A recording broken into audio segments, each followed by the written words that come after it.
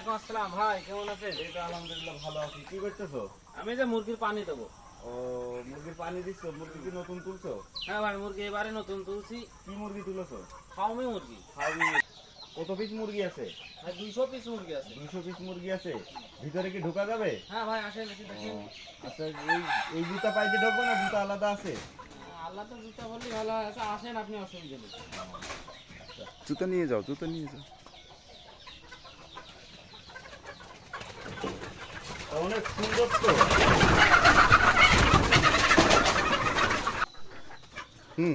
মুরগির বয়স কতদিন?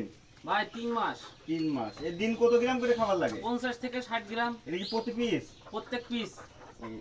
তোমার হলো ডিম দেবে কতদিন পরে? আর 2 মাস করে ডিম দেবে। 2 মাস পর ডিম দিবে। তাহলে এর মোরগ আছে কত পিস? মোরগ 50 পিস। 50 পিস। এই আর এমনি মুরগি আছে 150 পিস। 150 পিস। তাতে এগুলার কি বাজারজাত করবে নাকি ডিম বিক্রি করবা? মোরগ গুলো বাজারজাত করবো আর মুরগিগুলো ডিম বিক্রি করবো। মুরগিগুলোর ডিম বিক্রি করবা। ও আচ্ছা। আছে অনেক টাকা ভাই, এখনো সেভাবে হিসেব করিনি। তাতে অনেক টাকাই খরচ আছে আমার। এই কি 3 বেলায় খাবার দিতে হয়? 3 বেলায়। 3 বেলায় দিতে হয়।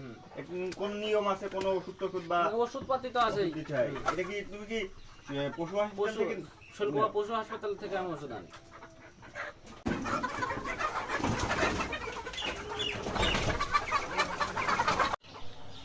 ছোট ভাই সোহান যে উদ্যোগ নিয়েছে, আমাদের এখন নতুন প্রজন্মের এগিয়ে যাওয়ার সময়।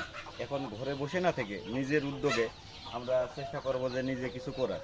যেমন মুরগি পালা হতে পারে, হাঁস পালা হতে পারে। জীবনে আসলেই উঠে যেতে গেলে কিছু করা লাগবে। তার প্রেক্ষাতে আজ সোহানের যে পরিবেশ আমরা দেখছি, এখানে খুব সুন্দর 200 মুরগি আছে। এই মুরগি বিক্রি করে ও নিজের সংসার ভালোভাবে স্বাবলম্বীভাবে চালাতে পারে, সেই দোয়াই আমরা করি।